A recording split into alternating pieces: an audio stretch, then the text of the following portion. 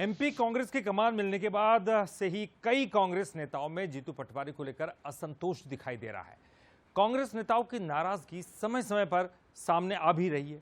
कोई खुलकर सामने बोल रहा है तो कुछ नेता संगठन की आड़ लेकर निशाना साधते हुए नजर आ रहे हैं। इतने खुले विरोध के बावजूद पटवारी सख्त कार्रवाई नहीं कर रहे। आखिर जीतू पटवारी की ये कैसी मजबूरी है?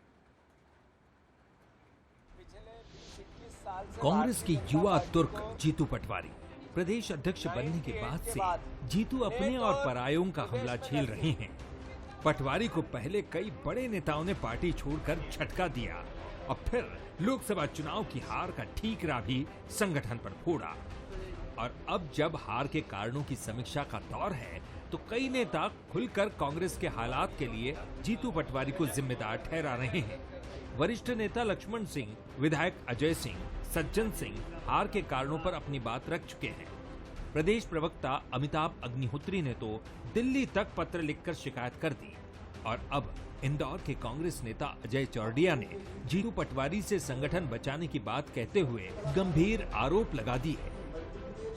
मध्य प्रदेश कांग्रेस संगठन को बचाने के मेरे प्रयासों और संकल्पों में कोई फर्क नहीं पड़ेगा।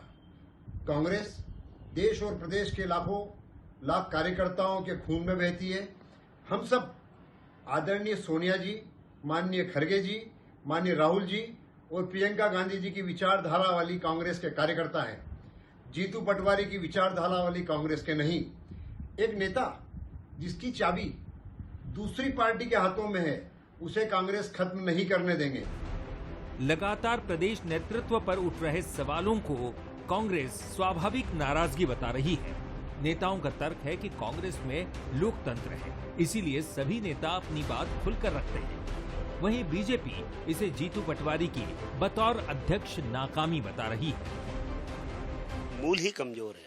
जब वो अध्यक्ष बनाए गए तब पहले वो चुनाव हार चुके थे। चुनाव हारने के बाद उनको जिम्मेदारी दी और उस जिम्मेदारी के समय एकमात्र लोकसभा कांग्रेस के पास थी, वो भी नहीं बचा सके। संगठन तितर बितर हो रहा है। 29 की 29 सीटें न केवल हारे, एक बड़े अंतर के साथ हारे। एक शर्मनाक हार कांग्रेस की हुई है। इसलिए उनके नेतृत्व पर प्रश्न चिन्ह तो बनते से ही लगने लगे थे। तो अब उनको सिद्ध करना है कि हाईकमान का फैसला उनके बारे में सही था या गलत।